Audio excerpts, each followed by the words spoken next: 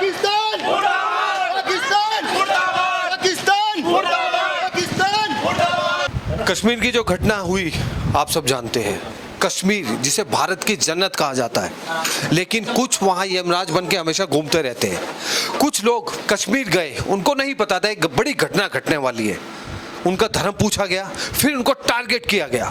बहुत ही बुरी घटना हुई।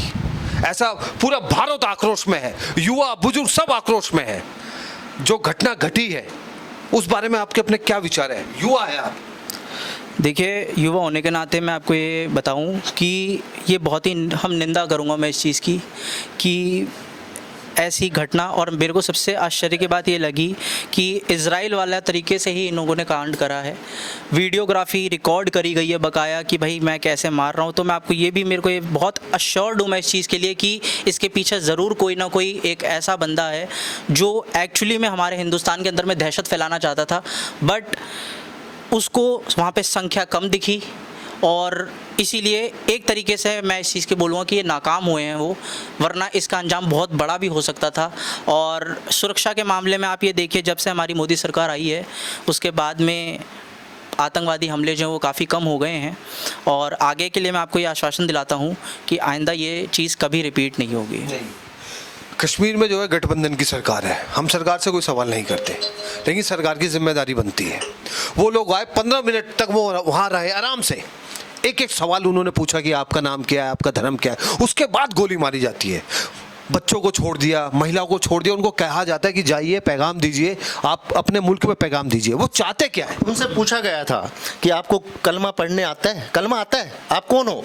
उनसे पूछा, कपल से पूछा भी कौन हो? तो वो सोचे कोई ऐसे घूम रहे होंगे, तुम हिंदू हो या मुस्लिम हो?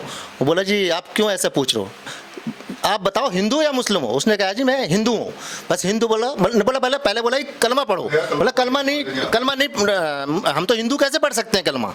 तो उन्होंने शूट कर दिया उनके सामने, और शूट भी एकदम कनपट्टी पे लगा। टारगेट बना के आए थे कि हमें हिंदुओं को मारना है। हिंदुओं को मारना है, हिंदुओं को भी सिर्फ आदमियों को मारना है। और उन्होंने लेडीज ने कहा कि मुझे भी मार दो। बोलता नहीं, आप मोदी जी के पास जाओ और उनको बताओ कि हमने मारा है।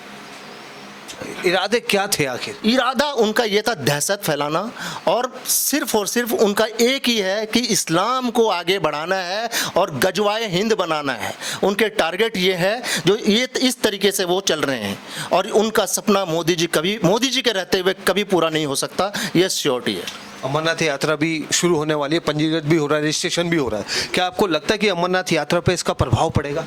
अमरनाथ यात्रा पे इसका प्रभाव जरूर पड़ेगा, क्योंकि देखो जो हिंदू है, जो हमारे हिंदुत्व को मानते हैं, वो अमरनाथ यात्रा पे जाने में कोई परवाह नहीं करेंगे। वो मरने से बिल्कुल नहीं डरते। हिंदू हिंदू ही क्यों मरे? बात हिंदू और मुस्लिम की नहीं है। मुस्लिम में भी वो जिहादी हैं जिन्होंने कट्टरपंथ बिल्कुल ही इस्लामिक मारने की ठान ली है। उन लोगों का सफाया करना भी ज़रूरी है जो बंदूक उठा के इस्लाम को कबूल कराना चाहते हैं। जो पहले वाला काम था, पहले तलवार से काम लेते थे, अब ये वही गोला बारूद, पिस्टल, बंदूक, गोलीबारी करके हमारे हिंदू परिवारों को मार रहे हैं। आपने देखा होगा लाइव टेलीकास्ट आ रहा था, न्यूज़ बन रही थी, किसी लेडी ने मोबाइल पे अपनी वो वीडियो रिकॉर्डिंग कर रही थी, तो उसमें दिखाया गया है कि उन्होंने पूछा है कि आप हिंदू हो या मुस्लिम हो। तो उन्होंने, भाई साहब ने बिल्कुल सही बोला, उन्होंने चुन चुन के हिंदू परिवार वाले लोगों को ही मारा और उन्होंने दहशत फैलाने का काम किया है। और ये भारत सरकार के लिए बहुत ज़रूरी है कि ऐसे दहशतगर्दों को चुन चुन कर उनका इंतकाम किया जाए, ख़त्म किया जाए। और मैं चाहूँगा हर लोग, जो लोग अभी जुड़े नहीं वो जुड़ें और हिंदुत्व की बात करें और आगे बढ़ें। और जो ऐसे लोग हैं उनके खिलाफ बोलने की आवाज़ को बुलंद करें, मैं यही चाहूँगा। कहीं ना कहीं इस घटना से आपको कश्मीर पंडित के साथ जो हुआ था उनकी याद नहीं आ रही? बिल्कुल याद आ रही है। मुझे याद है, मेरी एज होगी उस समय 22-23 साल, जब कश्मीर से पंडितों ने किस तरह छोड़ के भागा था। और उन्होंने उस समय भी यही कहा था कि आदमी भाग जाओ, अपनी औरतों को यहाँ छोड़ जाओ। वही चीज़ आप देखो रिपीट करिए। उन्होंने आदमियों को मारा है, औरतों को नहीं मारा। उनका मकसद एक है और यही है कि हिंदुओं को मारो और पूरे हिंदुआए, जो मैंने बोला ना हिंदुआए गज, उन्होंने क्या बोलते हैं हिंदुआए गजवाए हिंद, वो इनका टारगेट यही है। और ये सिर्फ कश्मीर में नहीं, देखो अभी आप बंगाल में क्या हुआ ये भी आपने देखा है, बंगाल में भी बहुत बहुत हुआ है, बांग्लादेश में भी हिंदुओं को चुन चुन के मारा ऐसा गया तो है। नहीं कहीं वक्फ बोर्ड की वजह से कुछ इसका रिश्ता? वक्त बोर्ड नहीं, हो सकता है, कोई बड़ी बात नहीं है।